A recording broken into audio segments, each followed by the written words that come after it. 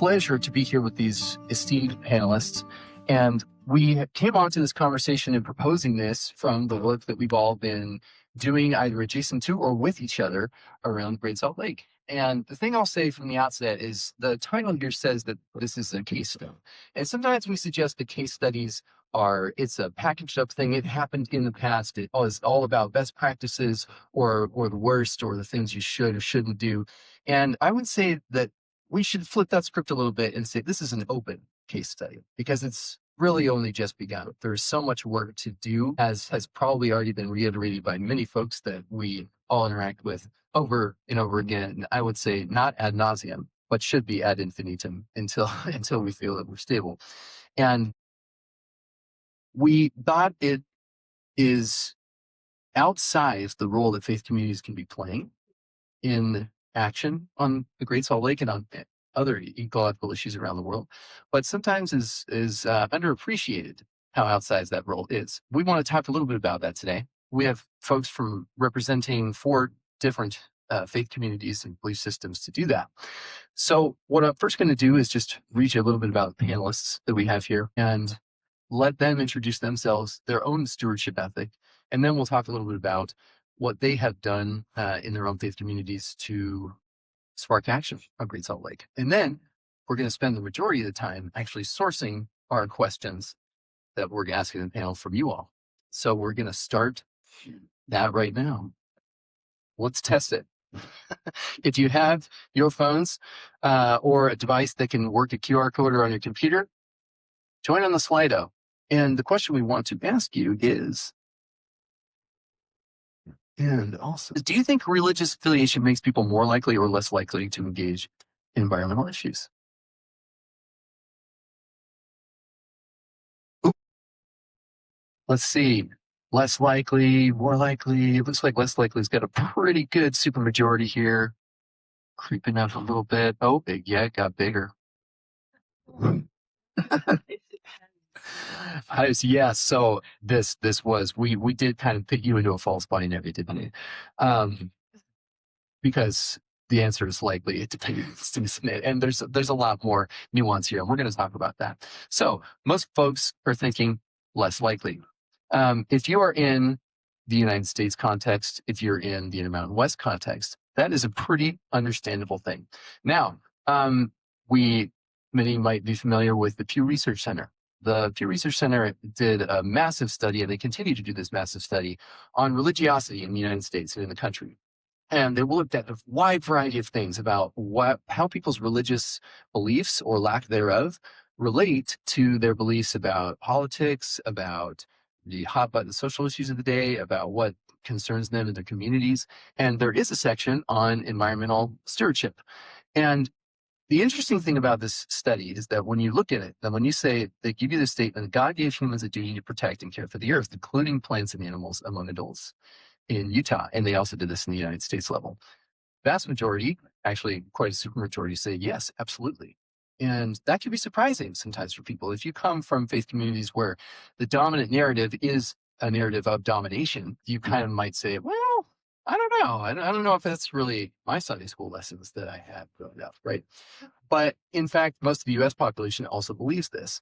Now, the interesting paradox about that is when you start to look in things like regulation, or when you start to use words like climate or climate change, or things that I'll call them a post-inconvenient truth terms, it starts to trigger people, and they would say, not be quite as responsive about this. And this is very much, in the many people we've talked to globally, a uniquely American problem of these religions, and it's very specifically in the American West, super pronounced. This is interesting because in this state in particular, we have is majority religious, and the majority of the religious practices are of one specific religion. But we have many here, and all of them have their own narratives of creation, their narratives of our duty to care for the earth, the narratives of what our unique role might be as humans in this ecosystem. And at the same time, we have things that might be splitting those, or might feel that they're compartmentalized or that they shouldn't be put together in things such as environmental regulation or actual action on it. And maybe they're just belief in faith professions in and of themselves. So we have here some wonderful folks to delve into this question. Rabbi Samuel Spector, who is from the Congregation Kalami, Reverend Scott Wipperman, who is from the Trinity Presbyterian Church right here in Ogden, and Darren Parry, who is the former board of the Northwestern Band of Shoshone Nation and also practicing Latter-day Saint. And myself, I'm also, as the head of Latter-day Saint or Stewardship, I'm practicing Latter-day Saint, and kind of maybe not obviously am representing that perspective. So what I want to start with is the question of, for us to get to know you and where your belief system comes on inspiring you to care for environmental issues. And we'll talk about specifically Great Salt Lake in another round, but the first thing I want to talk about is just higher order. What is it that your belief foundation teaches about our stewardship? What's your own personal journey been in that? And how has it brought you to care for these issues and to try to inspire action in your own congregations as leaders in those, or in the community groups in which you're in? Let's go ahead and start with Reverend. Okay. Thank you. Do I need to use that? Yeah, maybe let's do that. Let's pass the mic. I'm short. I'll stand up. I might just stand on my chair, actually, here for you to see me. But Genesis 1, we have the creation story, the 6 days of creation. God separated light from dark, waters above, the waters below. We get to day 6, where he creates man and woman in his own image. And then he tells them to go out and multiply, fill the earth. And then there's these words like rule and dominion that pop up in this. And I think that many of us, you hear dominion and we think of domination, rule. Quite often, maybe from our early days in school, we had a rather authoritarian teacher that ruled over the classroom. And we might have these, what I would call, more authoritative or negative connotations of those two words. And unfortunately, one of the things that came out of this is we came up with this, unfortunately, somewhat horrible word called nature. If you look at the definition of nature, it says it's the world, all the things that are in the world, the plants, the animals, and then there'll be a comma. And it says, except humans and things that humans create.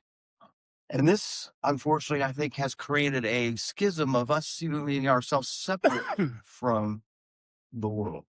Most native language, most indigenous natives, their languages don't have a word for nature because they don't see themselves separate from the world. They are part of the world. And I think that's part of what, if we take a look at these terms from a more of an over perspective, from a faith perspective of what the entire gospel is telling us about, we move away from these authoritative views more towards a stewardship view, more towards a nurturing, a developing, a growing, as opposed to any kind of oppressive view. And that's what I think has really formed mine. And I think our faith's role in this is we are here to care for this. We are here responsible for our actions in this world. We are here to help build it and make it something even greater, not consume it and use it up. Rabbi? Well, ditto on Genesis 1, how we are taught that we are supposed to rule over the earth and subdue it. We can look at that in a couple of ways. Is it ours to exploit, or is it ours to care for? I agree with the Reverend, obviously. Otherwise, I'd be a bad panelist for this session.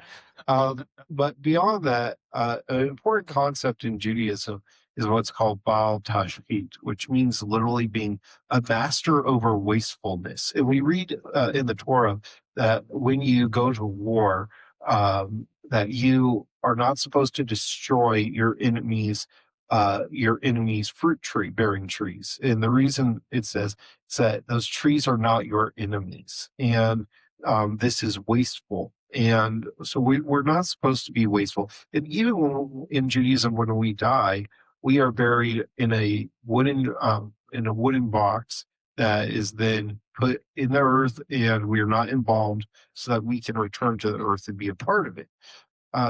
One other thing that um, also, in Judaism, we have, as I approach next month, my first ever sabbatical, we also give our trees sabbaticals. We are not supposed to pick from a tree for the first 3 years of the tree's life. And then every 7 years, we are supposed to, we're supposed to let the trees have a year where they're not picked and the fruit falls naturally off the tree to give it a year to recover. And so if you go to Israel, you will see entire farms that are cordoned off because it says that it's the 7th year of that, what's called the Shemitah year. It says Shemitah on there. But finally, the last thing I'll say is I think about a story in the Talmud, and it's of this guy named Honi.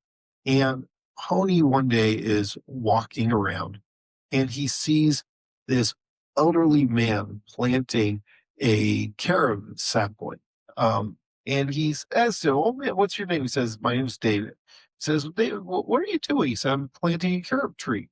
He says, "David, don't you know that those take 70 years to produce carobs?" And he goes, "Yeah, what's your point?" He goes, "You're going to be dead by the time that this produces carobs. Why are you doing this?" And the guy kind of shrugs, and Coney walks off and says, "What a crazy old guy." And then he goes and he takes a nap. And this nap lasts 70 years. And he gets up from his 70-year nap. He's walking back, and he sees where this sapling been planted, this mighty carob tree. And there's a man who's picking the carobs. He says, "Hey, what's your name?" And the guy says, "Well, my name's David." He goes, "There's a guy named David who planted this tree." He goes, "Yeah, that was my grandfather." He goes, "Why was he doing that?" I told him, "You're not going to be around to see the carobs, to enjoy the carobs of the tree you're planting." He said, "Yeah, because when he was a child, he loved picking carobs and eating carobs. And he knew that he got to do that because people before him planted them so that he could enjoy them one day. And so that this was what he needed to do so that I could have this one day too." So that's what we always need to think of, is how we need to be a people with vision when it comes to the world, not about what's convenient today. And also how we are stewards of this earth and also masters over wastefulness. Well, it's a pleasure to be here at my alma mater. I graduated from Weber State University in '83. So it's good to be back. As you mentioned, I'm a practicing LDS member. 10 years after the Bear River Massacre in 1863, all of the survivors ended up being baptized into the Mormon Church. And so I'm a sixth generation Shoshone Latter-day Saint. So I have a unique perspective. But way before I knew anything about the church, I was going on plant walks with my grandmother, May Timbuktu, at Antelope Island, and where we'd make a visit to where I just recently lived in the Cache Valley, to harvest choke cherries down by Paradise and Avon. Those early interactions with nature formed the basis of my spirituality. So while I identify as a Latter-day Saint, I really identify with that Native American culture and that Native American spirituality. When your grandmother tells you, she introduces you to a plant and she sings the song of the plant, and she tells me that the water and the rocks and all things that are around us have spirits. I grew up with a different worldview. Well, if they have a spirit, aren't they really similar to us then? And she made no distinction between us and everything else. We were all the same. And so I grew up looking at that differently, and not looking at nature as something that I could exploit or take advantage of. Way before I knew anything about the LDS Church, I was pretty grounded in what that relationship with nature should look like. And you're right. There's no word for nature or wilderness in Native American languages because we grew up just knowing that we're part of the system. Not better, not one iota higher, but on equal footing and equal ground. And if you look at the world that way, don't you treat things differently? If you looked at nature as and land and plants and rocks and water, not as a commodity that we can exploit or develop or destroy, but we look at it as a relative that we need to nurture and care for, then I think our relationship with that becomes different and our decisions are different. And so that's where I'm grounded. I mean, today I might want to represent 20% being LDS. Well, identify as that. I think there's a lot of problems and a lot of things that we need to work on. But and more 80% from a Native American spirituality perspective, because I think if we're going to save this world, and I think we will, it's going to have to come with some of that spirituality and start looking at things from a different view. Thank you. Really appreciate those perspectives, and you're really right, Darren. I think that's kind of one of the next things I want to delve into is that we talk about belief systems, right, and the sort of theological underpinnings that we have when we're approaching something like our relationship with the earth and how we can be better stewards.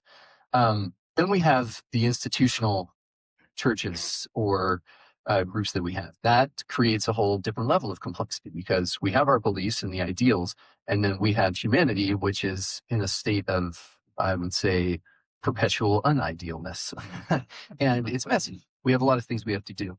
And this is just one of the many, many different things happening in the world that a church, a tribe, a community, a politic, a government could do better on. So it can often, I think, get away from us, and we can put psychological distance between seeing this whole mountain of things globally that need to be done and seeing what's the next best step that I can do as a person, that I can do with my neighbors and in my own congregation here in my own backyard. So let's jump now to that on the Great Salt Lake. I would love to know what's going on in your congregations or in your faith groups in the communities in which you work on this, and where might you see it going in the future? I can say that we have a lot of things going on with our own nonprofit, and maybe from the institutional church perspective, there's many things I know that are going on. Since I don't speak for the church, I can only just say the things I know that are public information, probably many people know in here. One of the things was the church a few years ago made a 20,000 acre feet perpetual donation to the Great Salt Lake.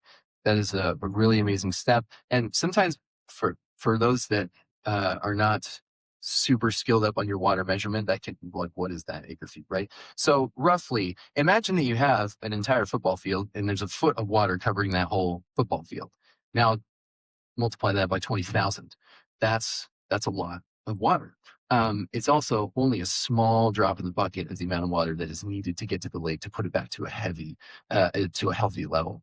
But that does not, we don't want to pass over the significance of that.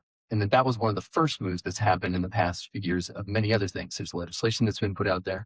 And from what I understand, hopefully the church is saying there's more where that came from. And we want as many people to be involved in that. Another thing that I know of as being integrated is the looking at facilities. Churches control immense amounts of private land, and they have facilities which they're maintaining. Those facilities tend to have landscapes. And in Utah, those landscapes tend to be disproportionately covered in turf grass that is overwatered throughout many seasons. So a small adjustment, such as integrating a smart controller to those facilities, can make a huge, huge difference. And they're projecting that it'll save millions of gallons of water, and many of those which are within the Great Salt Lake Basin. An amazing act, and something that I think can snowball upon itself.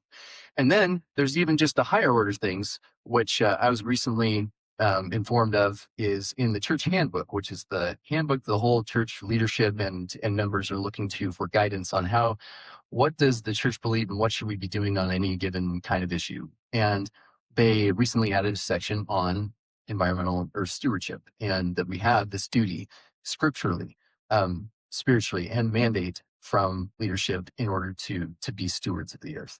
And that it is not just some pet project of one subdivision in the church, but is rather part of the central core and should be part of that. That is a really cool, important step. It might just be a paragraph and a half, but that's not nothing. And there's something to be said about that, and there's something to be acted upon on that. And I find that to be really inspiring. And I also find it to be overwhelming, thinking of, okay, so how can I then, in a institutional body that has not only 16, 17 million members globally, and has all these different ways, everybody has their own lives in those congregations, and they've got worries, they've got things that they need to worry about on a day-to-day, and they might not necessarily be thinking about, how can I get some more acre feet of water to the Great Salt Lake? How do we then do that? What does that look like? So I'm curious to know, what does that look like at your level, and what you all are seeking?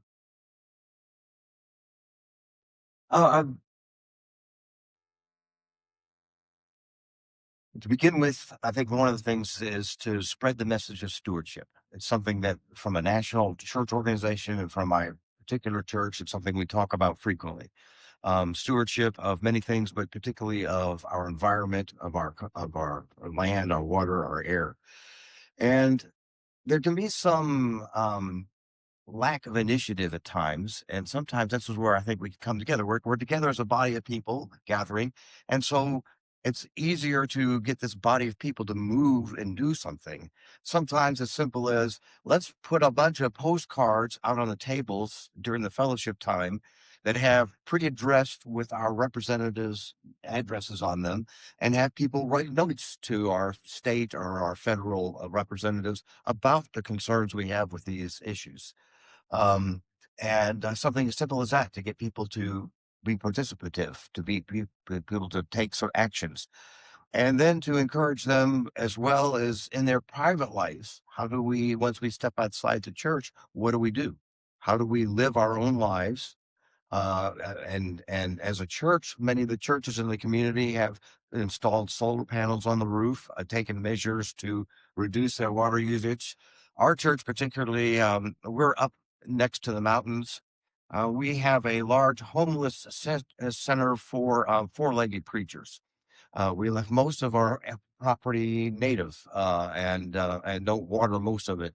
And so we do have some attacked deer. So be careful if you come to our place. But there's actions like this that I think we can take as a community to help vitalize people to take actions where they maybe weren't active before. What can they do in their personal life to reduce their carbon footprint, as well as what are we doing in our communal life to help reduce our carbon footprint? So those are some of the actions that we're taking as to keep this message up in front of people and raise the awareness as far as the outlooking to how do we care for not only the people within the walls, but outside the walls. What are we doing to care for those and for the future generations that will come?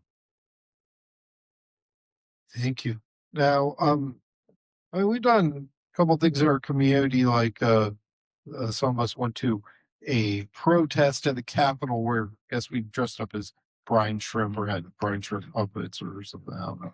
Wasn't there? But a number of our folks did that. And we also did a great screening of the film Whales of the High Desert, which talks about the issue of the Great Salt Lake, and had Representative Doug Owens, who represents our synagogue in the legislature. This has been a big passion for him. Come and speak and have a service dedicated to that. And we also have xeriscaped a lot of our facility and our parking lot to try and reduce amount of water we use. Now, here's one of the things though that I often tell folks, we can learn from other people is the thing. And in Jewish texts, we read that it's not on us to complete the work, but we're also obliged not to negate it. and we have to do our part. And as Jews, we have a very strong connection to the state of Israel, which in America, Utah happens to have what we call America's Dead Sea here with Great Salt Lake. And the Dead Sea in Israel is facing a very similar problem of disappearing rapidly. And in Israel, it's a tiny country without much fresh water. And the Sea of Galilee, which is actually a freshwater lake, was declining rapidly, is the main source of water, which also feeds the Dead Sea.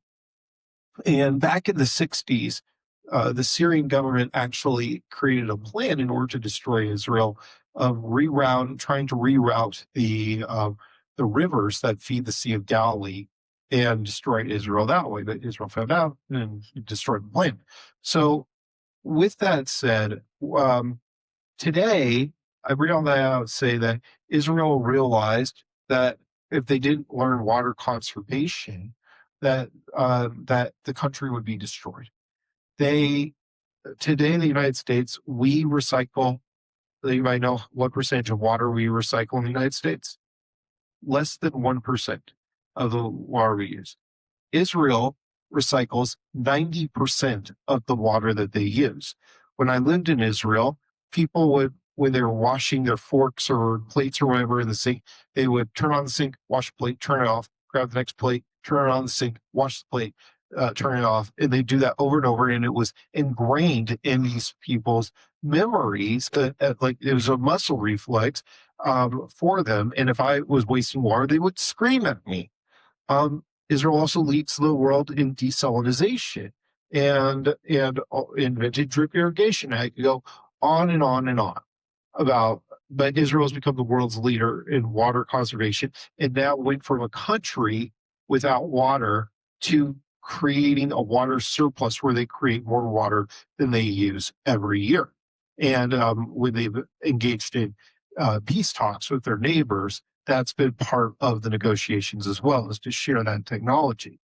So something that we have done with those contacts that we have over in Israel is we have pushed the governor's office and Joel Parry, who's in charge of the natural resources there, to engage with Israel and to learn from them. And we did a few years ago a trade mission to Israel that was largely based on water that Joel Parry went on. And an MOU was created as a result of that to share water technology. And so that's something that we've worked hard on as a community and pushing that as well. There was supposed to be another trade mission next month, but it's been canceled. So because of the war. So, but that's something that we push as well. And then finally, the last thing I'd say, or pass over to Darren, is that so I moved here from Southern California, which was experiencing drought. And people were talking about how do we deal with the drought over in California. And people were saying, well, maybe I'll stop showering and stuff like that. I said, no, please shower. They said the best thing that you can do to reduce the drought in California, and probably here as well, is cut meat out of your diet one day a week.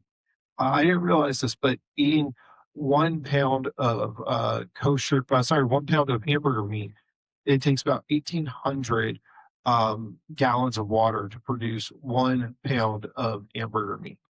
And so what I've encouraged my colleagues to do is start keeping kosher, eating kosher meat, or eating plant-based meat substitutes like Impossible Burgers or something like that. Because if you do either of those things, you will reduce the amount of meat that you're eating and dramatically reduce the amount of water consumption we're creating. I'm going to speak for the next couple of minutes on maybe an indigenous perspective and not the LDS perspective so much. I think we need to reframe the problem. And part of the problem with being here today and during the keynote and other things, I've had a thought. We're sitting here learning how to live sustainably in a system that's not sustainable. I mean, let me just say it like that. This conference is wonderful and it's needed. Darren, that's not fair. I brought my own lanyard. There you go. You do. But I have that reoccurring nightmare maybe in my head that we're learning ways to live more sustainably in a system that is not sustainable. It's just not. And so, look, we need the best science in the world. We need innovation. That is critical, but we're not going to science our way out of this. We're not going to innovate our way out of it because it's not a science problem. It's a values problem. And all the science in the world won't make up for our selfish behaviors. And so how do we look at the problem differently? Every one of you can list 10 things to conserve water and to get more water to the lake. I mean, that's not the problem here. Well, why don't we do it? We don't do it because we value other things. We value things that society has said is important. And maybe not society in general, the people, the elitists, the people at the very top of the pyramid are saying this is what's important. And so until we reframe the problem to our value systems and how do we change those value systems? And from an indigenous perspective, we grew up with those value systems, looking at the earth as a sacred relative and not a commodity. Living in reciprocity with the earth. And more important even than that is, like my Iroquois friends, thinking 7 generations ahead. I think if we did that, if our leadership did that, if they didn't make one decision until they considered what effect that decision would have on 7 generations down the road, I think our decisions would be completely different than they are today. Look, I'm not anti-development at all, but I'm anti-right development. And I think we ought to start asking harder questions when we decide to create this monstrosity of a data center that might use a lot of water. I mean, tons of water in a place where we have no business using a ton of water. And so I just think our decisions need to be grounded in a value system that my people has always lived with, and returning to the old ways, returning to the old agreements, not the ones written on paper, but the ones that were made with the plants and the animals. And there's such beautiful stories that my grandmother told me on how to live in right relationships with all of our human and non-human kinfolk. Thank you. Appreciate this perspectives a lot. So what we're going to do now is actually we've got, well, it's about 22 minutes, right? Sit down. And so we actually want this to be an open conversation. So we're going to have folks join in, ask some questions to the panelists, and we'll kind of do some round robining here and try and figure that out. And while you're doing that and putting your questions in, I want to actually go back to what you were saying, Darren, because I'm curious to know a little bit about are there things that are currently happening in the Shoshone Nation and or in the areas in which they all are operating where trying to flip that script, trying to bring those value systems back and inject it in there? Is there any sort of lessons that you feel like we can learn from that? Or if there's not currently, what could be done there? I think one of the biggest things I could point to now is the restoration work that we're doing at the Parry massacre site. You don't realize this, but we were not, because we joined the church, we were not given a reservation. So not having land as a tribe was an important thing. And in 2018, we were able to purchase 700 acres at the massacre site. And so those bodies were never buried. And they're just beneath the surface. So it was a sacred place for us. But I just felt as the chairman at the time, before you can tell the story of the people, you really need to tell the story of the land. And looking at the land that it, over the last 150 years, have been degraded, invasive species. Although my grandmother would say no plant is invasive, they're just a plant that's lost. But looking at the site and seeing 500,000 mature Russian olives, and the scientists tell me the one Russian olive drinks about 70 gallons of water a day, just one.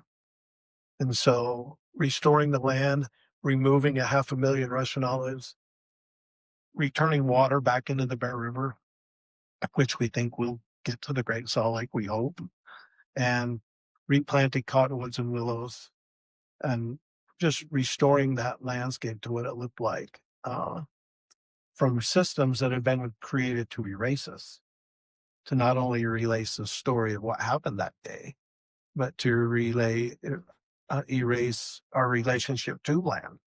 And so what we're doing is finally being able to tell our story from our unique perspective. But by this restoration work, we're actually healing Mother Earth. We're giving more water to the Bear River, which will give more water to our mother Great Salt Lake. And hopefully that can serve as an example of what communities, local communities, can do to make a difference. It's pretty, and such a big impact because Bear River has such a lion's share of the flow to Great Salt Lake. So that's and I can't help but think that one site, right? It's just one site along the river of thousands of acres of farm that's owned by farmers or by individual plot owners. Maybe some have been owned by the church, and we sometimes think that, oh, just doing this one little thing right here, it's just nothing. But in the end, really big impacts are the amalgam of many small decisions made on a day-to-day basis. So the fact that you said, look, we could go out and try and figure out all of these different things writ large about what our land ownership looks like, but why don't we start here with this one plot? Because this plot has cultural significance, it has a story to be told, and it also has a lot of things we can do to help steward better. Love that. Okay, I'll also say, by the way, you can upvote, and when that helps me too, because then I can prioritize which of these awesome questions to talk about. Phil, one quick clarification. Yes. We have until 12:20. 12:20. Okay, so we've got 8 minutes. Let's see, and probably more questions than we can answer here. Okay, so I did want to get to that first one I thought, which was good, and we can keep it. And there's no bro here. So how do you respond to people who have the idea that environmental issues are solely in the hands of deity and we don't have to worry? You haven't heard that one before, right? Anyone? Sure. Reverend? Sure. We don't agree with that. Okay. God is a creator. God gives us free will. We get to make choices about what we do, how we live. We are commissioned to be stewards of what we have, and what we have here is this creation. We're commissioned to be stewards of the creation.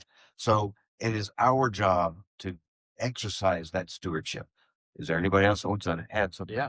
Like you said, Reverend, in Genesis chapter 1 talks about how God gave us the ability to be the stewards, and we're supposed to be partners with God. And so, agree, Rabbi Ram Joshua Eshels would say, pray as if everything depends on God, but act as if everything depends on you. It's got to be a bit of both.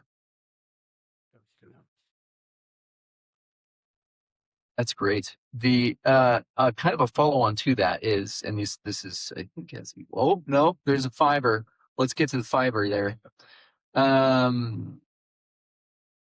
What are good resources or places to go for more info on how to incorporate more Indigenous practices, Darren?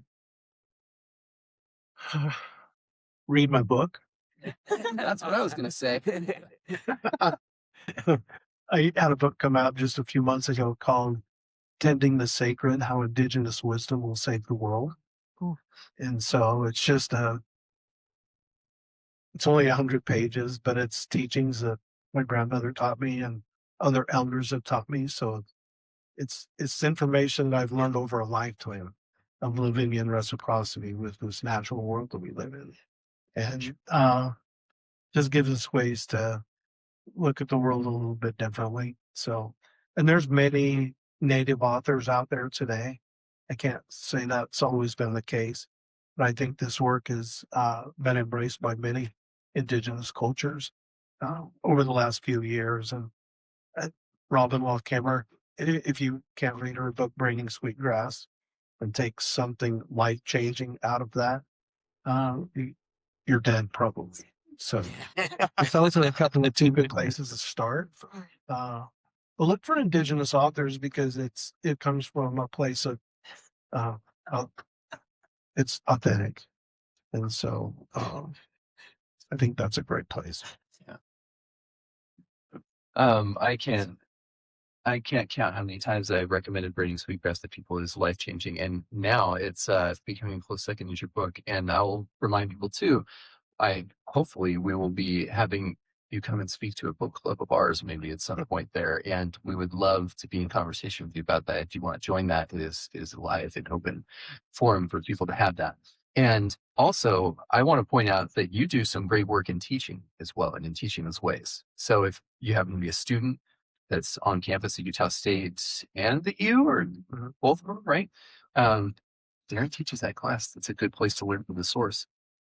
There was a question that I thought was worth talking about was what successes have you seen in engaging people with sustainability on a religious or values level rather than one political one? I can share from our perspective, we put out something called a Word Sustainability Guide at Latter-day Saint Stewardship, and it was basically this resource to say, hey, you don't have to go and talk about lobbying or anything like this. You can start in your ward and say, maybe you want to put a sustainability calling here, or maybe you want to have somebody who within facilities can add this little responsibility to what they're doing, helping make sure that there's waste reduction in ward activities or things like that. And it's a very non-threatening way for people to do it. There's also a slew of Sunday school lessons. Those we've seen are really, really impactful, because when you start saying, hey, this is actually not just something that happens over here, or it's not only in your political sphere, but rather it's just something from a values level we can talk about. Just the other week, we were talking about how, hey, Noah, it's in our Come Follow Me lesson this week. Did you know that's an ecological story? We should maybe talk about that a little bit and what our thoughts are and wastefulness in society. There's lots of great ways to do that. What successes have you all seen in your conversation in congregations with that? Well, I think a misconception is that being environmental costs more money.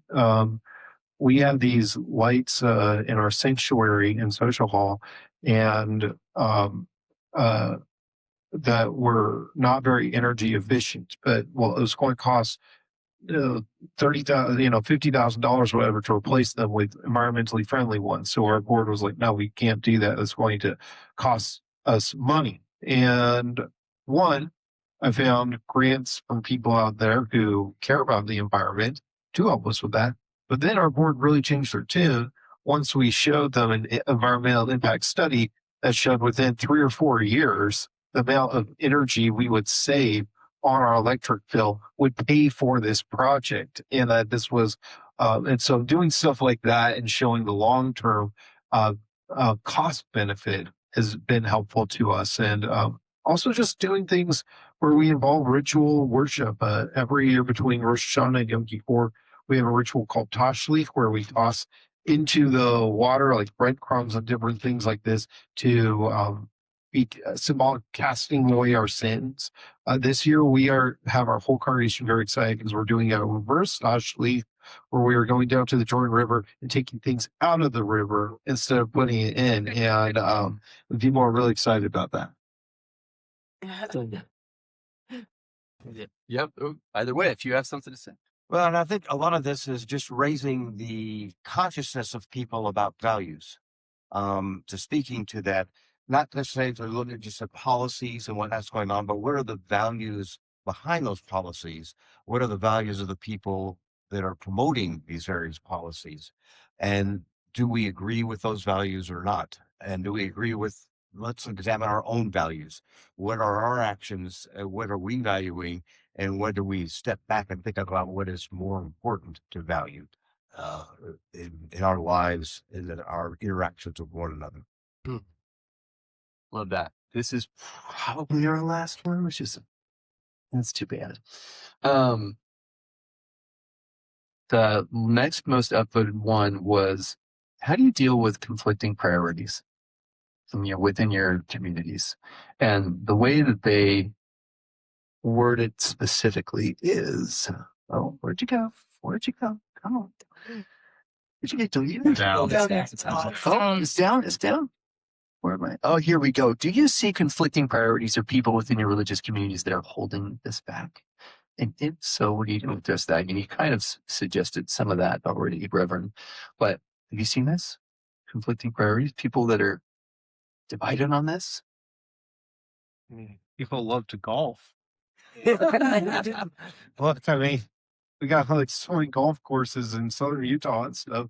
People love to golf, and when you talk about taking away, well, hey, if we all just get rid of the golf courses, then you take away something they love.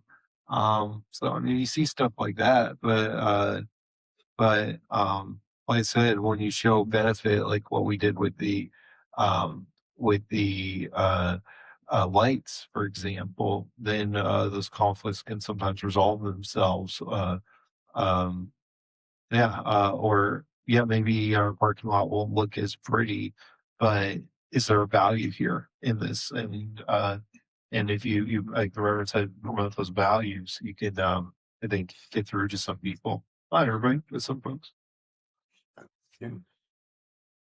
I think there's convicting values too with our legislature.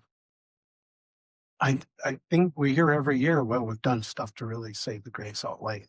And in reality, they really haven't done anything to save the Great Salt Lake. They've done a few things to show us that they're making an effort, but they're still protecting the status quo. Nobody's hurting yet. Nobody's going out. So that's going to be painful to have to go through this. And so as long as they're going to continue to protect that status quo, which is developers, ranchers, and those become a priority, I don't think we make real progress, the progress that we could make if they decided that, look, all hands on deck, everything's on the table, and we need to do it different. And we're not there yet. We might be there at the end of this summer. That's one thing we can't predict. What's the next few winters going to look like? So they're going to be forced to do it then. So. Thank you very much. We really appreciate all of your perspectives, and sorry that we can't get to everyone's questions. I'm so glad to see all of this happening here. So there is one question that was to the rabbi, but I'll just kind of leave this as a rhetorical, as we're. I'll stick around after. Yeah, you can stick around after and talk about this. I think that it actually is a pretty global problem, but this asker said Israel uses 6 times less water per capita than we do in Utah, but even Israel hasn't created enough water to protect the Dead Sea. Yeah. Its levels at an all-time low. How do we go beyond providing water for human needs to replenishing the earth? And I really like that last question, because I think that especially what a wonderful, uniquely American thing. We always try to quantify things. It's all resources and numbers, right? This is an interesting thing that we do, but I think that question is so good. How do we go beyond this very singular focus that we might have on this issue or that? It could be with the Dead Sea. It could be with the Great Salt Lake. It could be in those issues in and of themselves, adding more nuance and go, how do we go beyond this one metric we're trying to hit into something that is a bigger, more long-term, eternal goal and mission, which is trying to replenish the earth and be in there. The reason for that, by the way, is mineral harvesting for beauty products and stuff like that too. So again, goes into those like how much do we want to give up golf, or how much do we want to give up our beauty products? Yeah. Questions and values. And I think that that's so good. And I hope that we can think about that as we're going into it. And whether you are a believer or not, whether you're part of any of these faith communities or not, there's ways that we can, that are interface all the different niches that live in our society and in our communities that we might not be thinking about. So hopefully we can do that, and hopefully these perspectives have been helpful to you. Thank you all. Thank you. To our panelists, let's give them a warm hand.